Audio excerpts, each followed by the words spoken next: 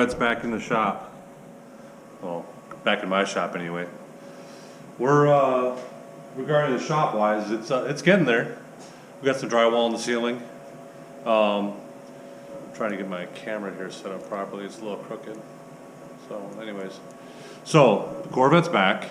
I had the paint protection film installed. The whole entire car was paint corrected, and basically the majority of the car is now wrapped with Expel.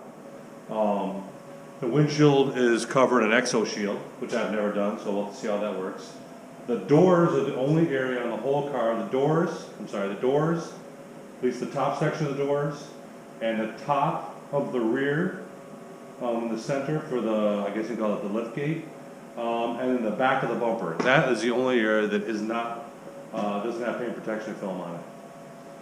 The windows are tinted, and the Exo Shield on the windshield.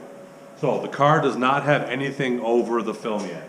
I will eventually, in the spring when it gets warmer, because right now it's middle of February, I will end up doing the whole car in Miyabi and Kamikaze Miyabi and Kamikaze ISM ceramic coating. I did it on the Raptor if you watched the previous videos. I really enjoy how that turned out and the ease of use.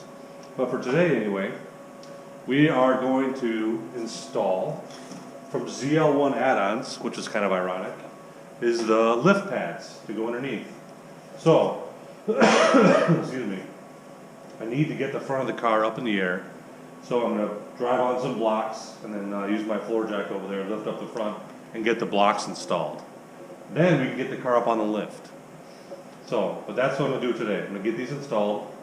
And we'll see how easy they are. They seem to be pretty simple, so we'll check them out. All right. So I'm gonna get the car moved and get up on blocks, on wood anyway. All right. It started getting cold. I just turned the heat on in here. It's not very warm yet, so I had to go put on a nice dirty sweatshirt. Plus the fact that I'm laying on the ground. So this is what they look like, right here. Get this thing to turn down here. So look like this. It's a little puck, basically a pad. And it comes with a wrench, stainless steel bolts, aluminum, and basically this is going to be underneath and then rotated, and there's some pockets in there, and this ends up being the pad on the bottom, and your lift touches this. So basically this is going to be coming through here and attach onto like that. You see right there? Like that. So these will be through the bottom and sticking up, and you'll rotate, and this will grip the pockets underneath the vehicle. So let me try to get one installed. I don't think I can get the camera under there because basically I have that much space under there.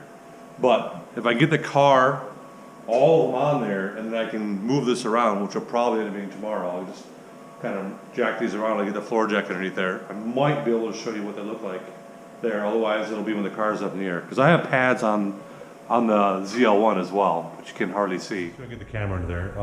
It's actually really close to the edge, so it's not that hard to see. I don't know if it's going to screw up on me.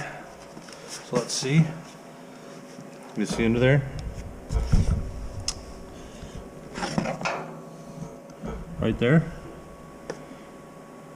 So it's actually only maybe 6-8 inches in, and it was pretty easy to install.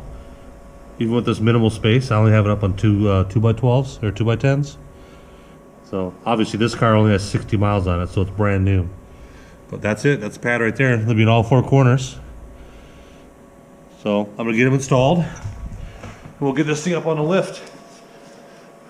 Okay, it's the next day. Corvette's up on the lift, as you can see.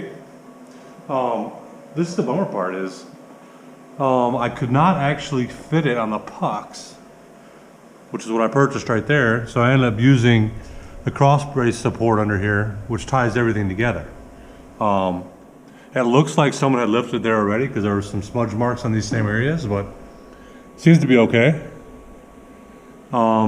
It's pretty heavy duty right there, and it's also tied into the frame. So, but anyways, as you can see right now, I'm just going to tie this all into the same video.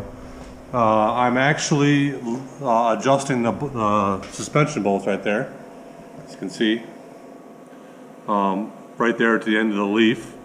Basically, I use my jack, I push it up, and I turn that bolt, I back it out, which I'm only getting about 3/8 of an inch. As you can see, I wrote down what the current measurement was. I wrote down right there. So that's 1.125", and then it adjusts up about, I think the rear went 1/4 inch and the front went 3/8. These were 3/4, and now they're, you can see them up in there, barely. You see, I can see it right there, up in there. Same thing, maybe I can see it over a different spot. No, right there. So, then I have some brake ducts, cooling ducts I'm gonna install as well, since I got the car in the lift. But yeah, it only moves a little bit. We'll see how much suspension drop I get.